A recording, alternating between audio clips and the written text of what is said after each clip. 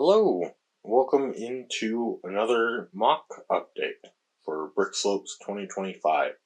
Uh, the attack on Dizon Frey, which I've now given a subtitle inspiration from Andor, as I really want to make sure that people know it's from Andor, or at least the inspiration is. And so I thought that would be kind of a neat little thing to add on. But as you would know if you've been watching this series, we've got this first part here. That's all sort of been put together, and then we've got the Imperial side over there that's not lit up right now, as well as the big shuttle up there. But now we've got this section over here, which is the last remnants of the Aldani MOC, which you can see the card all the way back there.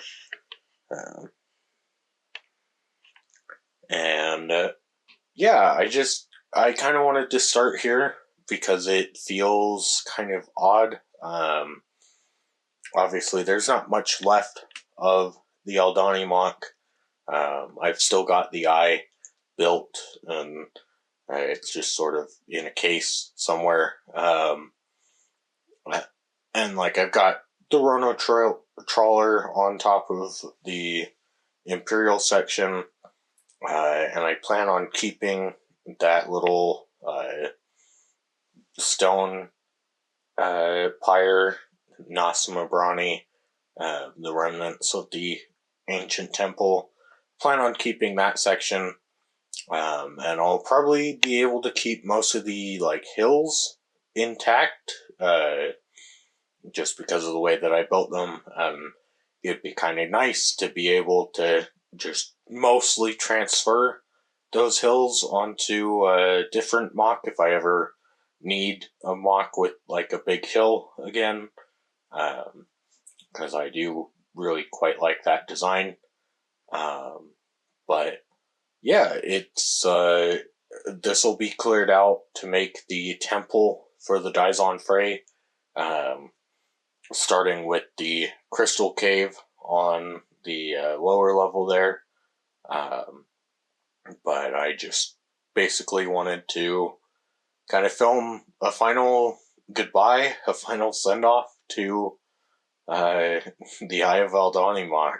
It feels kind of weird, where I don't know, it feels like the end of that journey, even though the MOC got displayed all the way back in 2024. It was started well before then, and it's been taken apart for the most part, but this is it, really. This will be the last time that it's really any way assembled.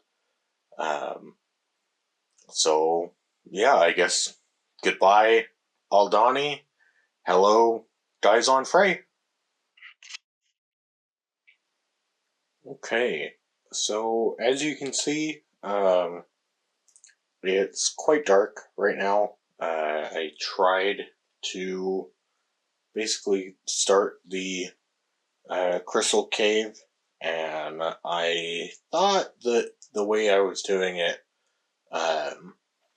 would bring in quite a bit of light from the back, but unfortunately it really hasn't, and I'm not sure that I quite like this look, because the crystal cave, while not very deep, right now you're at eye level with it, but obviously I'm standing above it, and I can kind of see in. I can see that there's something to be seen, but I can't really see much from where I'm standing. So I'm thinking that I'm going to take the roof off, essentially, which I'll go ahead and just do that now to show you the crystal cave, and then I'll sort of go through my thoughts on building the rest of the temple and how that's going to look.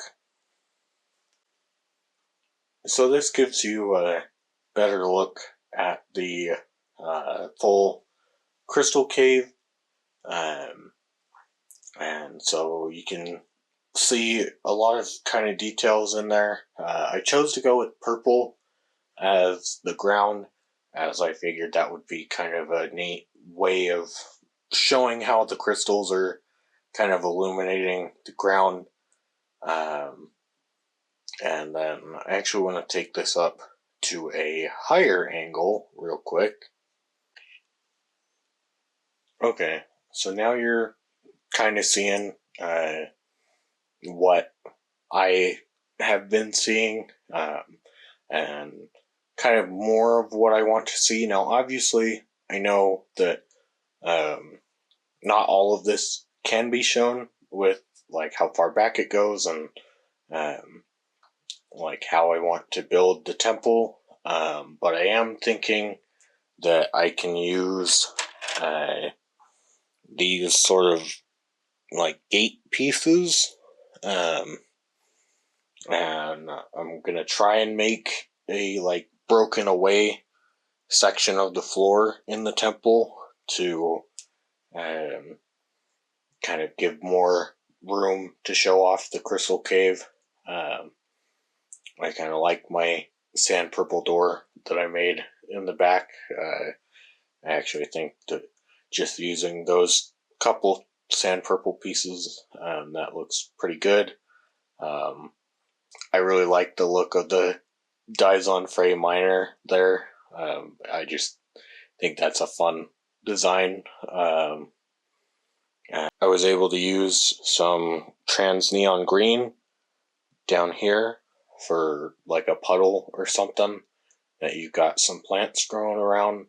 I also tried to make, and it's not exactly easy because they're kind of steep angles, but I tried to make a like bigger version of the 5-point crystal there, and then obviously I added some 5-point crystals around it,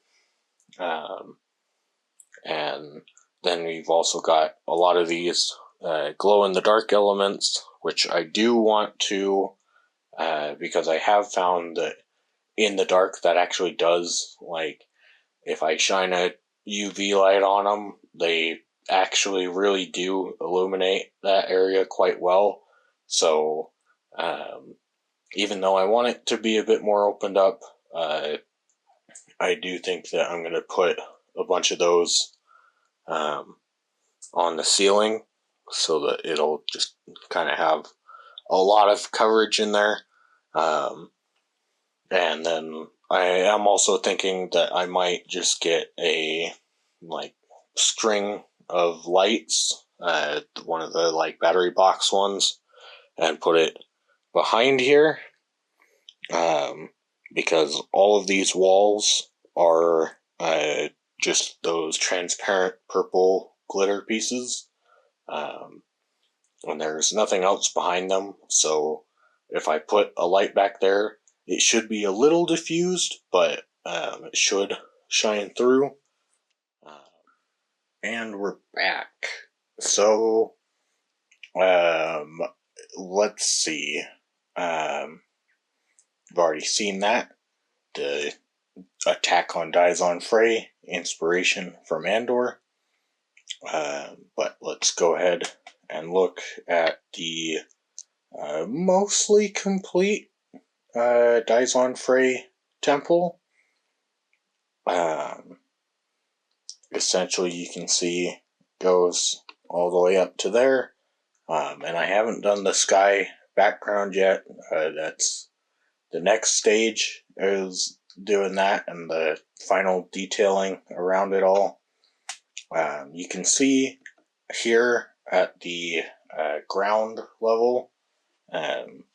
Those used to be green, but I switched them out for that light nougat color, just because I thought that gave it a more alien world feel, rather than the green that just sort of made it feel like another Earth, which, it's fairly similar in environment, but I also finished the crystal cave over here, which you can kind of see.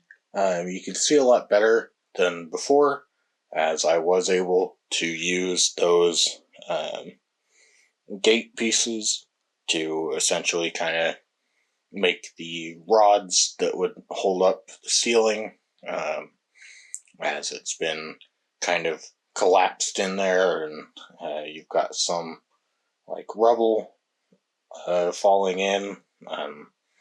I tried to put a decent amount of rubble falling all over the temple of Dyson Frey, because it's kind of hard, because on the one hand you want to just build the temple up, but on the other hand it needs to be damaged, so that's kind of what I did.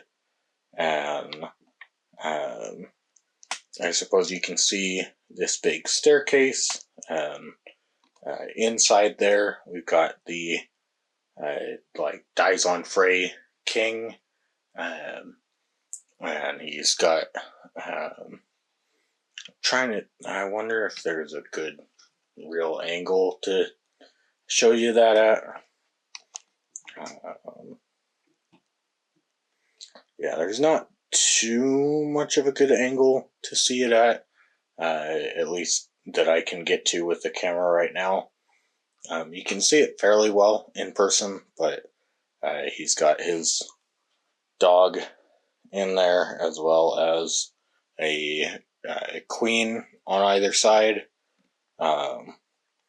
And so I thought that would be kind of a neat little room to have someone, like an attendant or maybe a prince or something, running up to give him urgent battle updates. He's got his guards there and all sorts of banners hanging down. And you can see over here we've got got a lot of different Dyson sort of hiding or taking cover using the rubble. This one in particular I just had a little bit of fun with, and decided that I'd use one of the plush mallows, one of those pieces for the head, just because I thought that would be fun. And he's also got a different type of blaster, just so that he kind of sticks out as one of these things doesn't quite belong. But you've got the sort of Dyson Frey wizard back there that's using the force to lift several objects that you can kind of see there. Obviously with my tan wall they don't stand out that much, but with the sky hopefully those will stand out a bit more. But I thought that would be a fun sort of way of showing that they have their own sort of version of the force. I've also got some golden idol or table things. I want to go through and see if I can put more in, but I'm not super worried about it. You've also got a broken one down there, which you can see I used some of those Monkey Kid pieces to make a mouth and an eye.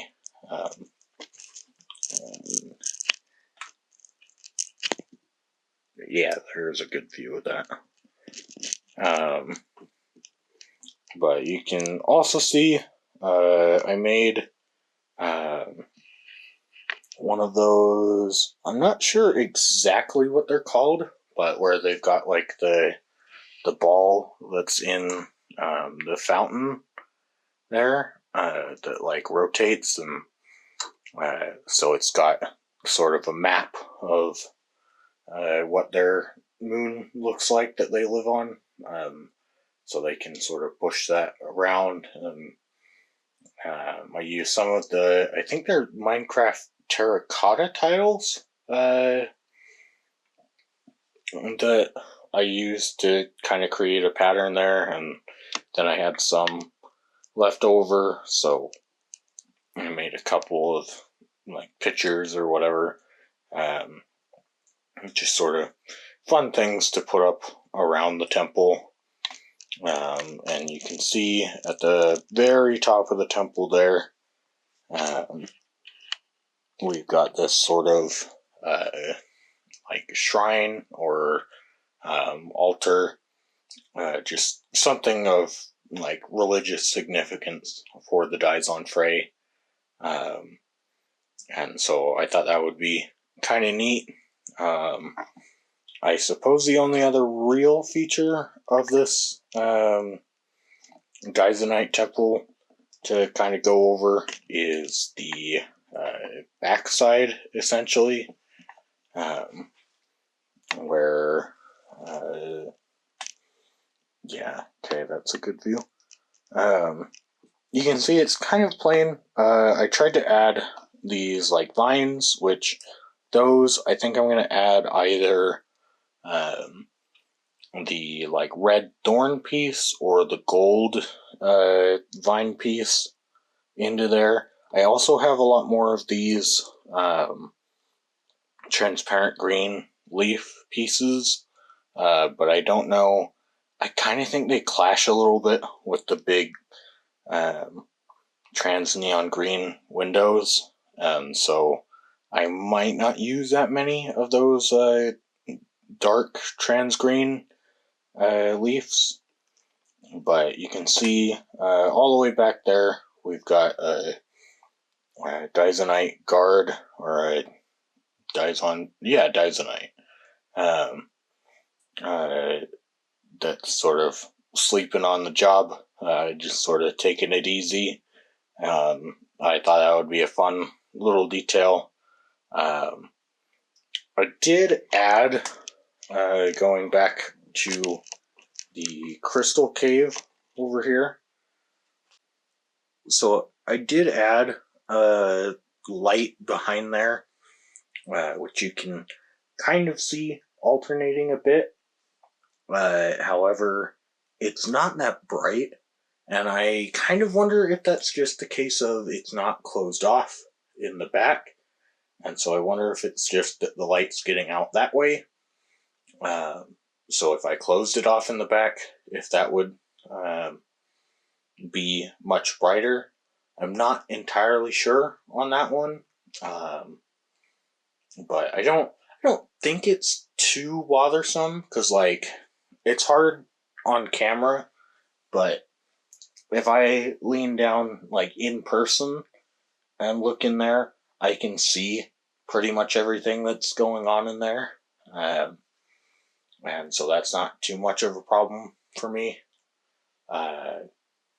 But yeah, I hope you enjoyed. I suppose you'll see this next time for what I think will be the final update, which will be basically the sky and finishing details. So stay tuned. Thank you for watching, and bye bye.